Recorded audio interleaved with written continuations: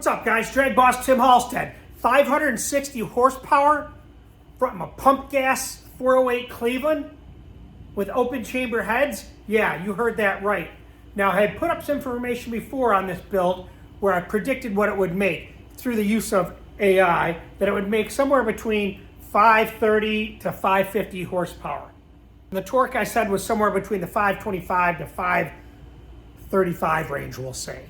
Well, I'm telling you right here, this build with the air cleaner made 549, and that's right within the range that we had talked about.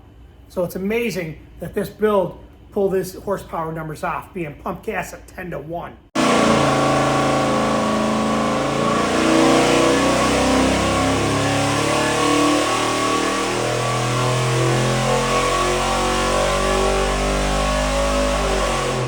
Originally, when we thought this build up, it was going to have a Edelbrock air gap type intake. It ended up with a trick flow track heat, which is a great intake. I showed you pictures of that before. The other thing is the cylinder heads themselves. Now the flow figures are in here. This build is going to be put into a 71 Mustang Mach 1 owned by Logan Kenzel. His father, my buddy Steve Kenzel, built the engines. He's got a lot of engine builds and Cleveland's under his belt and has a lot of dyno information, which I've shared you on some of these builds. That 560 horsepower was without an air filter, no air cleaner. That was with pump gas, 91 octane. It made 560 at 6 grand. The torque was 528 at 5100. That's a stump puller, man, in a street car. And look at that camshaft, 228, 235 at 050. That is key right there for a street build. People ask me, oh, what cam should I use on the street? That's what you want. Something in the 225 to 230 range, 235. That right there is going to keep that power band down low where you need it. The open chamber head still has the same port size as the quench chamber. You know, they're a big cylinder head on the street. But if you build them right, you're going to make some power and some torque. So don't let people fool you. I was fooled with this open chamber build. To get that 10 to 1 compression, those cylinder heads I think were 66 cc. He whacked 60,000 off them and brought them down to 64 cc. Now the airflow figures that I show you here, he looked at the cylinder heads, he said, look, I can make these a little bit better. So you can see these pictures. Steve went in and started grinding on his own and polished the exhaust ports quite well. The intakes are cleaned up and polished the combustion chambers up and roughed them up. So they look good. Still stock valves 219171. So one of the things that we talked about before, and people say, oh, those port tongues, and they make horsepower. Steve tested them on his engine, this particular combination, lost 2 horsepower throughout the RPM range. So take it for what it's worth. Now, the other thing is, why did it make more horsepower? And that's what we're talking about. The cylinder head flow he worked on, the compression's up there. So when he put on the air filter, it took it down to what, 549. That's still respectable, no doubt about that. I forgot what the torque was, but it's still going to pull stumps on the street. It's going to overpower those tires on that Mustang. Here's the things that we looked at initially and the things we changed and why it made more horsepower than AI predicted.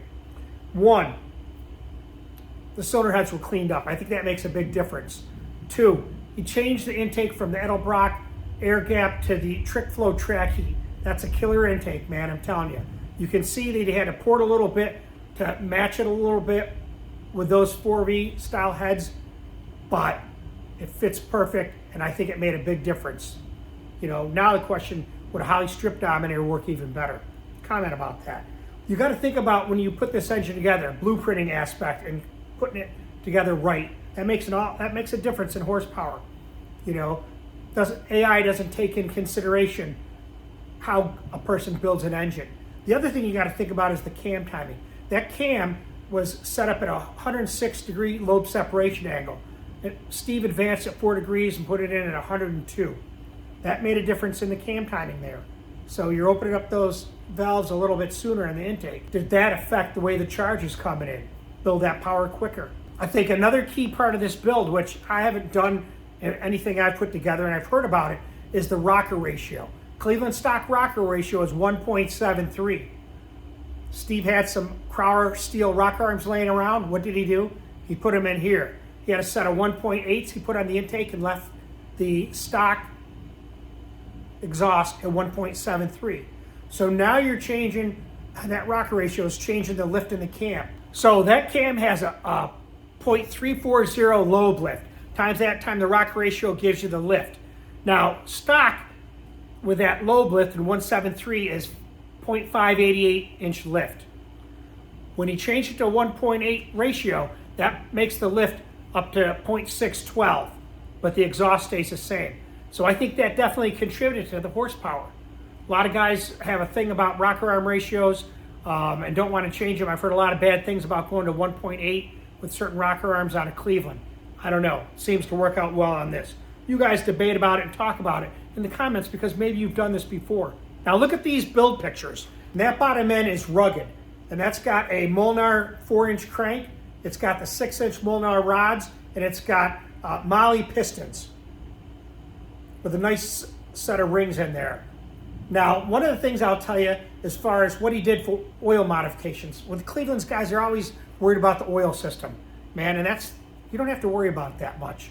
Build it right, get your clearances right. I didn't ask him what the clearances was on this build, but as far as oil mods, he has a high volume oil pump, and he has the Tim Meyer restrictor cam bearings, and that's what I run. Same setup. A little more on that later. So when you're talking about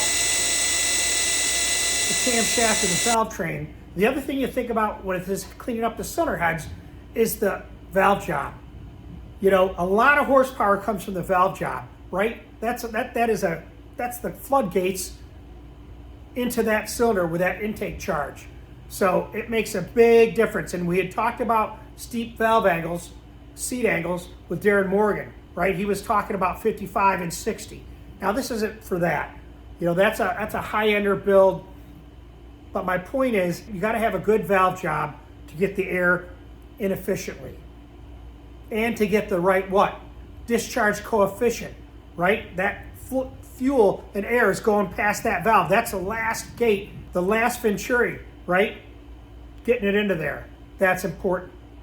So a lot of those things that I mentioned, maybe put it over the horsepower from whatever I predicted, you know, maybe at the top 550 up to 560.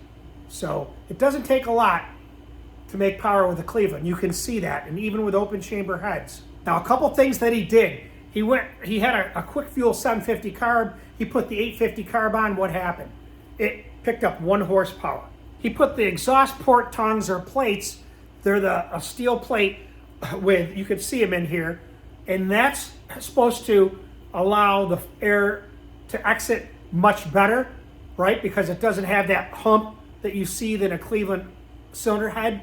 It's supposed to straighten out the flow and increase flow. Those port plates did nothing.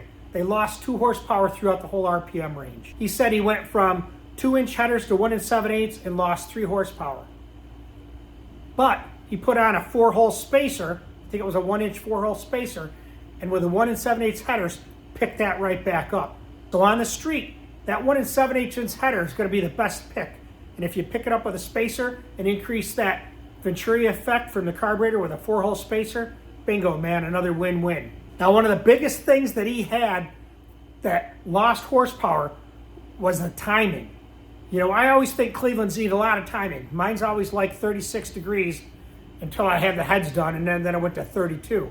But 36 degrees, people say the Iron 4V quench head's like 38 to 40. Well, these aren't quench heads, these are open chamber. And he found the best horsepower, the 560 horsepower, was with 34 degrees of timing. He said he tested 36 degrees and lost 8 horsepower. So overall, you got to give this build a thumbs up. Give this video a thumbs up because this is the information you guys want to know. Not everybody has a set of quench heads, so you use what you got. And so I'm glad you stopped by Dragboss Garage because you know what? I can educate you on things to help you save time and money and maybe put together an engine with what you have around. You don't have to spend $1 million to build a Cleveland, but you want to build it right and you want to put the money into the parts that make a difference. So like I always say, knowledge is power, and you can make power with an iron 4V open chamber head, as you can see right here. A lot of guys have those cylinder heads or have a car that had those cylinder heads, and they say, oh, maybe I better get the quench heads. Well, maybe you better revisit this, because this is pump gas, baby, right out of the pump, and that's the thing that blows me away. So stay tuned to Dragboss Garage. We're always seeing and learning something new. I appreciate you guys, and Zeus does too. Say goodbye, Zeus.